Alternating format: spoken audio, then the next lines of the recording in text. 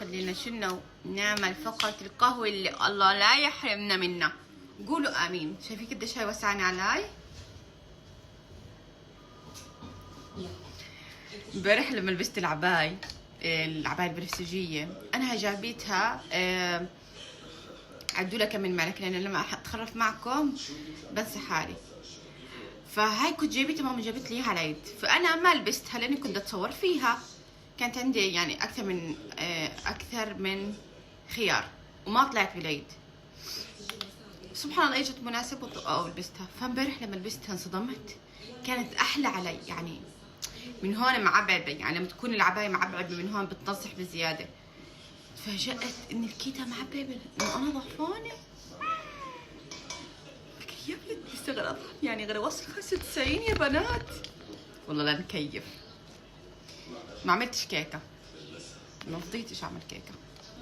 لازم اعمل كيكه اللي هو 99 يعني لازم. بدي اعملها اليوم على البارد عشان نمخمخ مع بعضينا. جبنا معلقتنا عشان شنو نمخمخ نسلطن نعبي الدنيا قشطه. يا قشطياتي انتم اللي طلعت اوعي كبرانه. شفتوا اللبس اللي كانت لابستها حنان امبارح؟ بدي اذا رحنا على سولو غير البسها. انا عندي خيارين بسولو. لا البسيها هي. طب انا شو بدي البس يا اختي؟ فهي حنان جابت بليزر تايجر يجلب الثراء قبل شهر لانه قبل العيد. قبل بشهر. فالمهم كان عليها بيرفكت. فجأة طبعا حنان مو نازله بالميزان، ما نزلت بالميزان بس نازله مقاسات. فالمهم امبارح لبستها مفكره حالها ما نحفت. هيك شو ماله وزني مش راضي ثابت مش راضي ينزل. فالمهم ما تحست انها هي نزلت، لان هي تحكي لي انا مش ثابت وزني مش راضي ينزل. لما كاست البليزر امبارح طبعا كبير. طبعا انا مش زي كأنه عايشه في جلباب ابي. طبعا بالصور واسع. اسمع الصور اللي راح انزلها ما راح يبين لانه ظبطته، يعني كنت ظبط فيه، بس هو على الواقع كبير يعني كبير. حتى ان الكم صار كبير، يعني الكبر كمها من هون كبر عبعب صار مرهرط من هون. فببين لما تكون البليزر كبير ببين لسه انه انصح الواحده.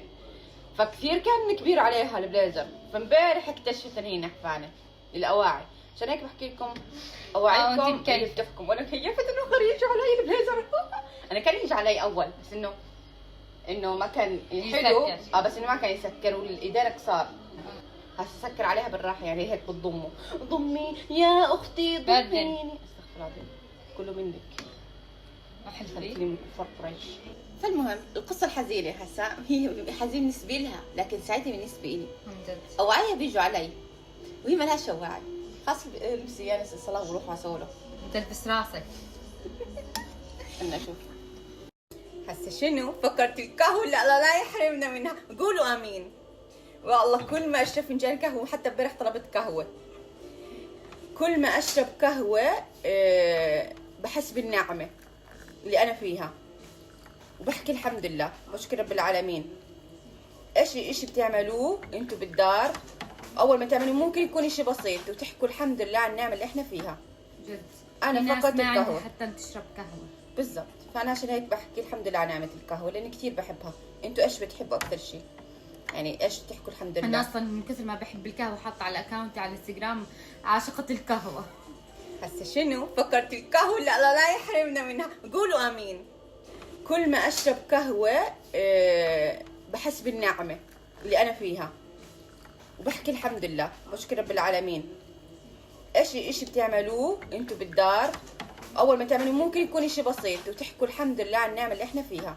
جد انا فقدت القهوه تشرب قهوه بالضبط. فانا عشان هيك بحكي الحمد لله على نعمه القهوه لاني كثير بحبها. انتوا ايش بتحبوا اكثر شيء؟ بتلاحظوا انه دائما مع اني بالعدل اماني عليكم هسه كل الصراحه لما اجي اوزع القهوه واصب القهوه وزعها بالعدل قولوا لي هل انا اوتوماتيكي بميز فنجاني ولا انا بعمل بالعدل ولا انا بشرطه؟ مش معقول يكون قشطتي اكثر شيء بالفنجان. وش ده؟ الحمد لله نيتي صافيه. هسه شنو؟ نحكي بسم الله. الله قهوتنا غير. انا لازم افتح مشروع قهوه. بيي لسه بدي اسافر واروح اجيب نوع قهوه جديد. بطلت بديش افتح مشروع. ثواني فيها غلبه.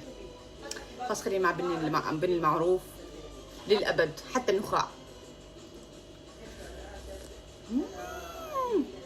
يما يما يما نسيت اللي جبناها الحين عليها عشان بططوا ماما